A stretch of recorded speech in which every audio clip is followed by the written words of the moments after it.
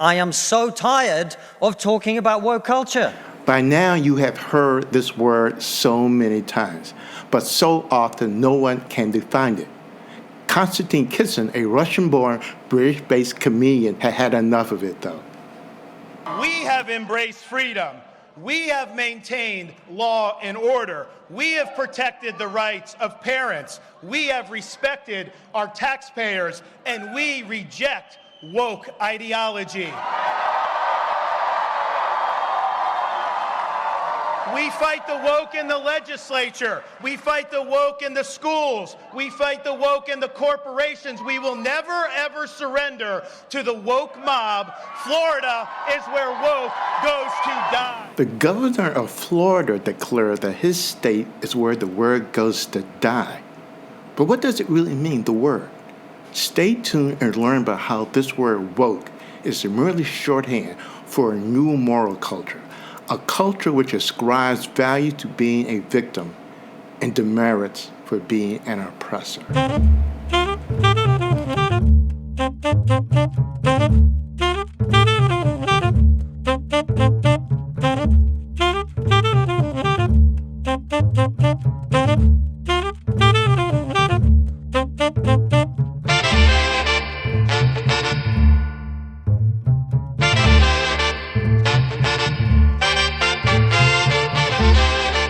This is From Black Power to Black Trauma, a past series about phantom politics and its offshoot, Black Trauma.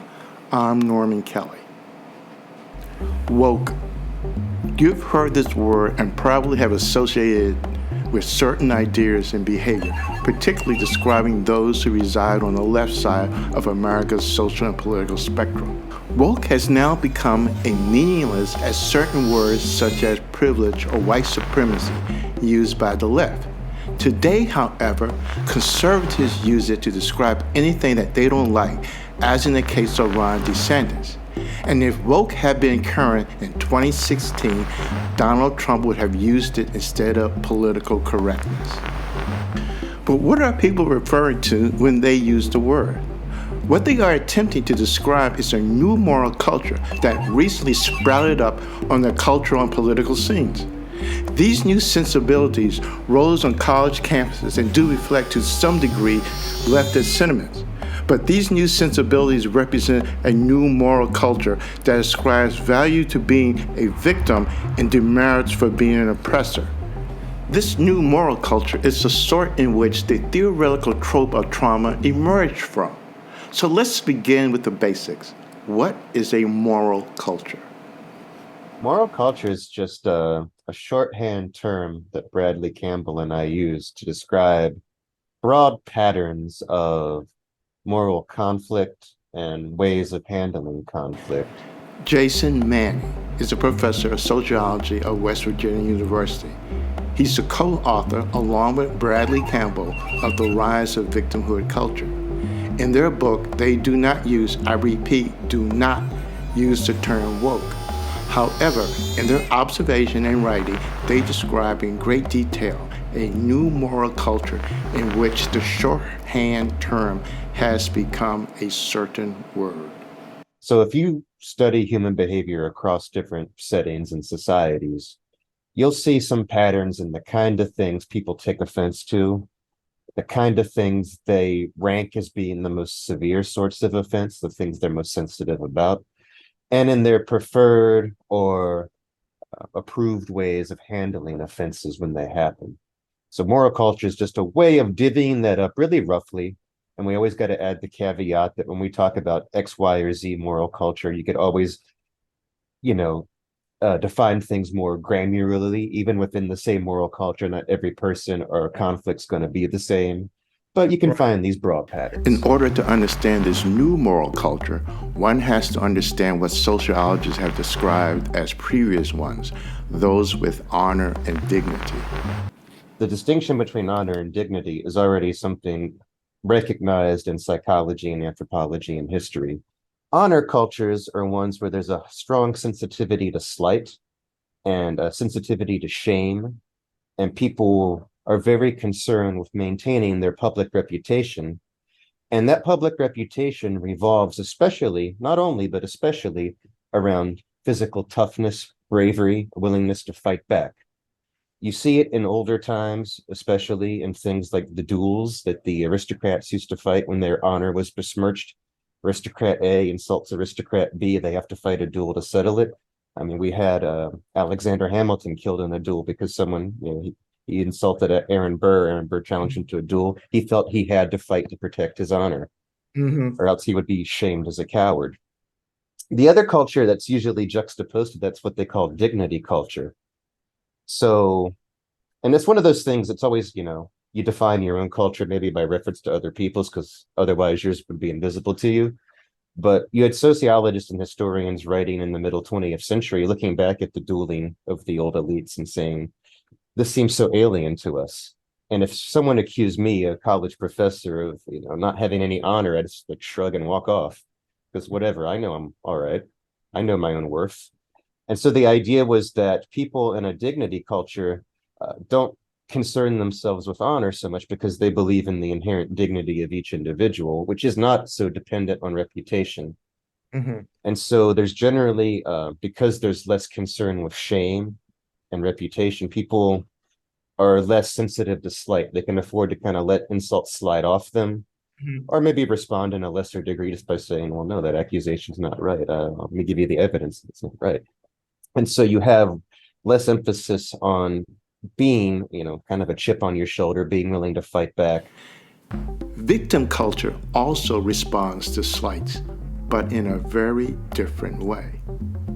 That's a term Campbell and I came up with to describe a pattern of behaviors we thought we were noticing, particularly on modern college and university campuses. Mm-hmm. And here again, you could always quibble about where to draw lines or how precisely to divvy things up. But around 2013, 2014, What led them to study this was an event that happened at Oberlin College. we noticed a couple of things. For example, at Oberlin College, there was a big panic involving a sighting of a KKK Klansman walking across campus. And it's like, wait, what? At a elite liberal arts school, place with a progressive reputation? I know there's still Klan dens out there, but this does not seem very plausible at this place. And it turned out it was just a person wearing a towel, wrapped up in a towel on their way from taking a bath or something like that. And we're like, okay, that's a little bit weird how people immediately jump to that conclusion at this place where you'd least expect that sort of thing to happen. But it wasn't merely the reporting of what someone mistakenly saw as Ku Klux Klan activity, but an actual website that listed microaggressions. And as we were looking at that, we noticed they had a website called Oberlin Microaggressions, where people were complaining about verbal slights they'd experienced. The idea was that everyone's probably familiar with the term nowadays. At the time, we weren't. It's first we heard of it. But the idea that these small, maybe inadvertent verbal slights that are oppressing people. And we looked at the website listing these complaints. Like the professor said she wanted her kids to have blue eyes, or someone complained, like a Hispanic student complained about a fellow student describing football as, or soccer as we would call it in the States, as football, the Spanish term for it. And we were like, well, this is interesting that there's a website listing these complaints that to us seem kind of minor, and usually if they were wrong, just a faux pas maybe, and calling them a kind of aggression and drawing attention to them. And we kind of thought of that in connection to things like the Klansman scare. And so some other stuff we saw, like people committing hoaxes of hate crimes on campuses, like spray painting racial slurs, but they weren't like white racists doing it. It was kids who were themselves progressives and wanted to draw attention to racism. And so we started thinking about things we saw in common across all of these behaviors. This led them to start noting the characteristics of victimhood culture, particularly in regard to slights and the occasional faux pas, mere bumping into another, how they had been upgraded to microaggressions. We defined a victimhood culture as one in which there's a high sensitivity to slights, particularly against marginalized or oppressed groups, one in which people tend to handle their complaints or handle their grievances by complaining, particularly to authorities, but often to the general public, kind of with an eye to moving the authorities. and in which there were incentives to emphasize or advertise, or some cases even fabricate instances of victimization of oneself or one's allies or people one is trying to help, such as by calling a verbal faux pas an instance of aggression, or by having a hate crime hoax, or by being quick to believe, yes, here in this progressive liberal institution, there's hooded KKK guys walking around. However, what they also noted was how some students overreacted to Donald Trump being elected president. Yeah, obviously, there's a lot of reasons that election would be controversial. A lot of people wouldn't be happy with the outcome, so that's not that weird. But we noticed in the reactions, yeah, people, hey, there were some, I thought, pretty obviously exaggerated ideas about the kind of bad it would be. Like I can maybe agree with you on the undesirability of it, but the idea that we were one step away from slavery coming back or something didn't seem realistic. But people talking about being traumatized, universities having crying rooms for people to go and cry, and people getting saying, we're too upset to go to classes now. Classes need to be canceled. We need therapeutic services. That seemed to be a kind of emphasis on fragility, a kind of seeing the self as damaged by, elections have been happening forever, and this is not even the most, consequential one we've had in American history. It just seemed very strange that 20-something-year-old people would be emphasizing their own vulnerability to that degree and claiming that degree of harm that therapy and special services were needed, and that they would turn to a bureaucratic administration for that rather than let's go drinking with my friends or whatever things you might think people would do to handle bad news. That kind of fragility also echoes the research that Jonathan Haidt and Greg Lukianoff wrote about in The Coddling the American Mind. They found that by the early aughts, the concept of trauma within parts of the therapeutic community had crept down so far that it included anything experienced by an individual as physically or emotionally harmful, with lasting adverse effects on the individual's functioning and mental, physical, social, or spiritual well-being.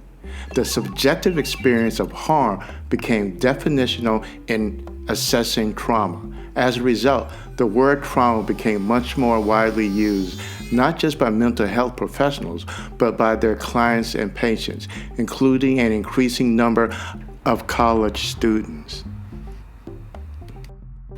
Manning and his partner also noticed the meaning of certain words and ideas shifted within this new moral culture via something called concept creep. Nick Haslund came up with that. But it's the idea that concepts tend to get stretched over time. And specifically, the phenomena he was talking about was concepts relating to negative experiences, to harm, tend to get stretched so that a concept that before referred to something quite extreme and unusual gets stretched to where it refers to a much wider array of more ordinary things. So more and more people can claim to have trauma, which used to be something limited to like war veterans and rape victims and things like that. And it kind of gets expanded to things where, we've seen cases of students on campuses, for example, saying like a picture or a statue they didn't like traumatized them. Or one student group even used the word trauma very casually next to the word boredom to say like reading, white European authors inflicts trauma and boredom upon us. Well, trauma and boredom, they don't seem to be in the same category traditionally, but now this word that tended to mean something very severe has become sort of diluted. And as we argue that the push or the incentives or the culture that encourages people to advertise or emphasize victimization encourages them to stretch concepts in that way.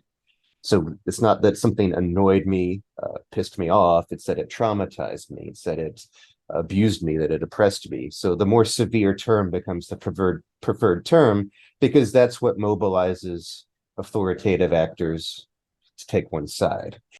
This new culture pushes victimization by expanding words such as harm, vulnerable, trauma, safety. I mean, that, as we point to in the book, is a potential problem with inflating terms in that way. It's just like inflating a currency. After a while, you devalue it. You start telling me that, you know, reading a book you don't like or having an ugly picture on my wall. I'm not talking like a swastika. I mean, just like art you think is ugly is literal violence, or that having like a statue of Thomas Jefferson up at William and Mary is violence. It's like, well, what's not at this point? And people's like, it part of the reason there is a incentive to use those more extreme terms is because people do perk up and notice them. What's the line from Jaws? You say barracuda, people say, "Huh, what?" You say shark, you've got to panic. Say rude, you say, a faux pas, people say, "Oh, okay." You say in violence, suppression, trauma, people pay attention until they don't. If you keep diluting the meaning of the term, when white supremacy conjures images of people actually going out and like the KKK marching or people enforcing the Jim Crow laws, that's a very strong image. It's like, oh, this is clearly evil. When it means like math, people have used that term for math, then it becomes, you're diluting the term. I'm no longer associating it with the thing that we all agreed I thought was evil. Now we're associating with other things. So people might start tuning you out when you claim about it. It's sort of analogous to that boy who cried wolf story. The term microaggression is another example of concept creep. Under this rubric, the attention doesn't matter, and nearly everything can be interpreted as a form of low-level aggression. But it really didn't seem to catch on broadly until around the time Campbell and I noticed it, around 2013, 2014. And since then, it's just blown up. If it's used less nowadays, it's just because, it's more assumed and people have specific names for specific kinds of microaggression. Right. Yeah, it's like baked into university policies now in some places. There's systems for reporting people for them. I've seen government contracts between like union employees in the state where that's part of it. I had a relative who worked at NASA. They had trainings on microaggressions at NASA. I mean, the idea is just that it's a verbal slight against a minority. The idea is that these things cumulatively, they're part of the hassle of being a minority. That every now and again people say stupid stuff that could offend you if they don't understand your situation and where you're coming from, which makes sense as far as it goes. We just found it odd that the term aggression was being used, because that's, here again, a term we associate with typically more severe kinds of offenses. Are you trying to hurt somebody? It has a connotation of intentionality and hostility, but a lot of the things people cite as that are just at worst faux pas, like a slip of the tongue, or, oh, sorry, I didn't realize I mispronounced your name, might be a microaggression.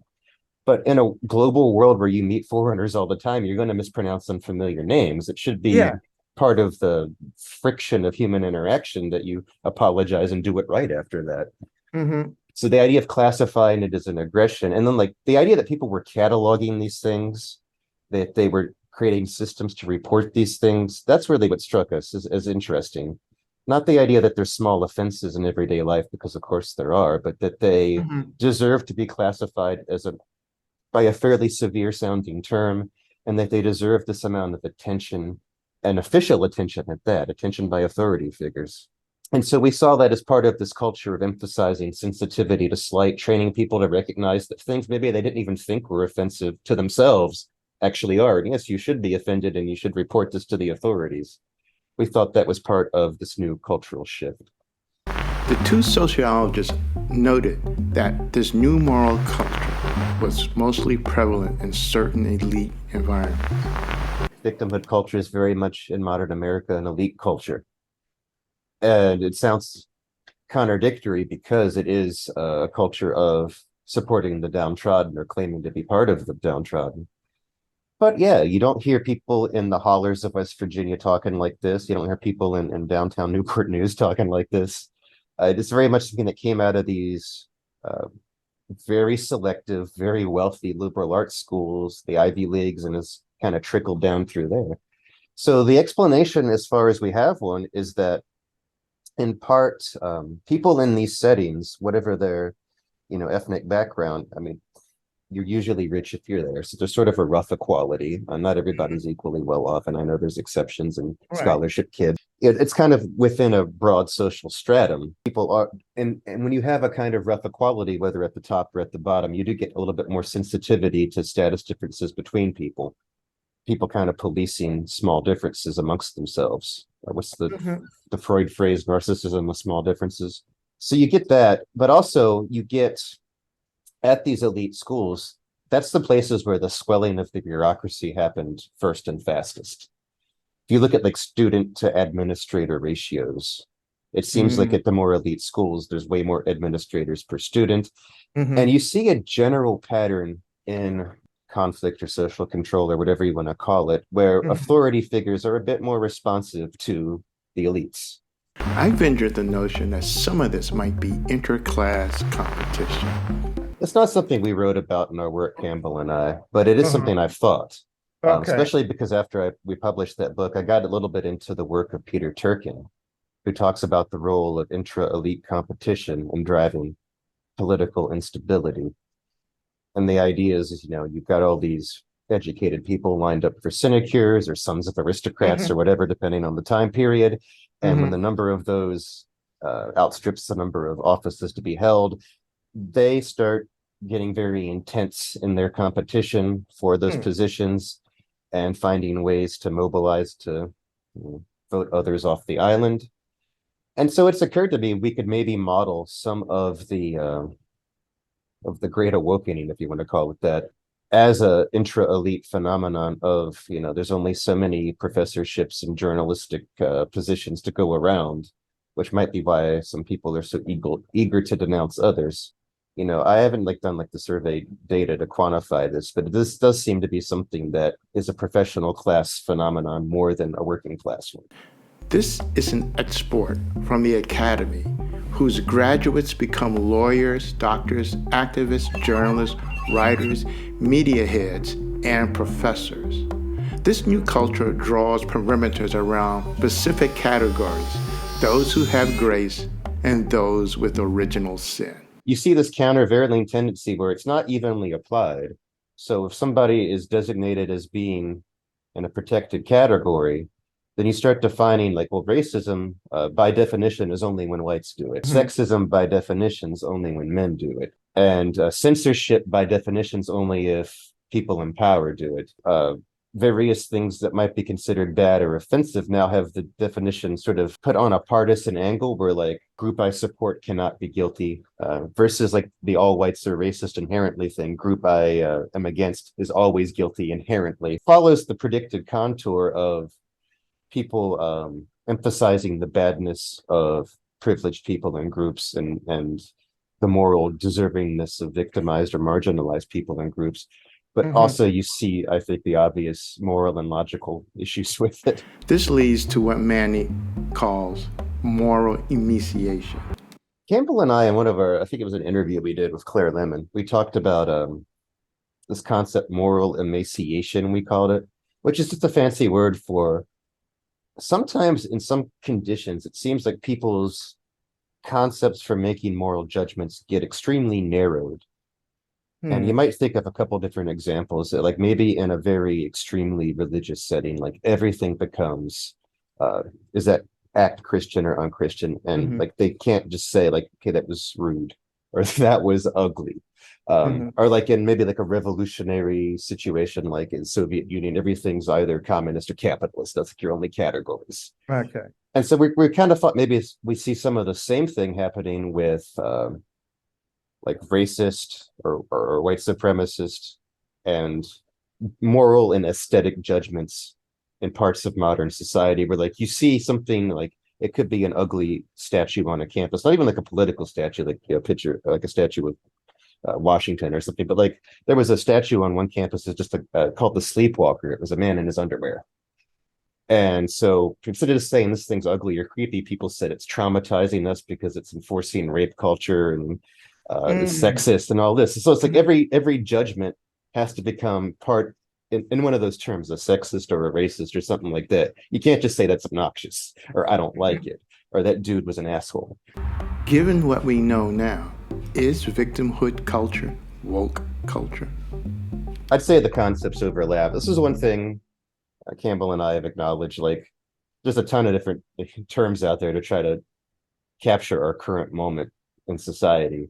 And we've seen things floated like wokeness is probably the most common one nowadays. Like even I catch myself using it. But there's also people talk about safety culture, cancel culture.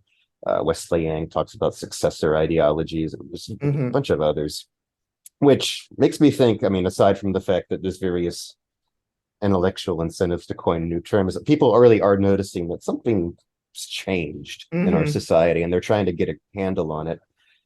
And I think what we talk about as victimhood culture overlaps a lot with other concepts. They all tend to emphasize different points. The cancel culture emphasizes the punishments people get, usually from authorities by being fired or, reprimanded when people complain.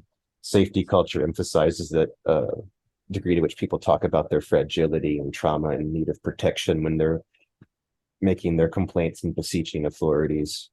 But I think they more or less overlap with what we talk about. We emphasize the moral conflicts involved in it and the fact that people are having grievances and they're expressing them in certain ways. As described by Jason Manning, victimhood culture began at elite colleges and university campuses across the United States. Its graduates channeled certain victimhood values back into society, creating a feedback loop. Trauma, for instance, as well as being used as a means to identify the deep wounds of racism, is now a talking point for college essays. However, it may be undermining the very people it seeks to award a specific victim status. When I was 10, my family and I packed up our entire lives into large suitcases and dragged them across the Pacific to a foreign land called Canada. Tina Young at a TED Talk explaining the rise of the trauma essay. Now, this is a story that I don't have copyright claim over. It's one that continues to be regurgitated by immigrant kids all across the country to be served on a silver platter to prestigious universities, who chew these stories and spit out acceptance letters in return. The contents of the story may change. Instead of a difficult immigration experience, it might be the death of a loved one, a chronic illness, or a racist encounter. But what remains constant is the moral. A bad thing happened to me, but it made me a good person. This is part of the larger phenomenon that I'm here to talk about today. The overwhelming pressure being put on high school students to write about their deepest traumas in their college applications, with the hopes that they seem resilient and interesting enough to be given a spot. And she was talking about her experience as an immigrant student in Canada. The use of trauma as a component of victimhood culture has become universal in countries known as the Five Eyes: Australia, Canada, New Zealand, the United Kingdom, and the United States. It's the worldwide woke. I want to thank Jason Manning for taking the time to talk to me in early 2023. Tina Young, courtesy of TED Talks. This has been From Black Power to Black Trauma. I'm Norman Kelly. Thank you for listening.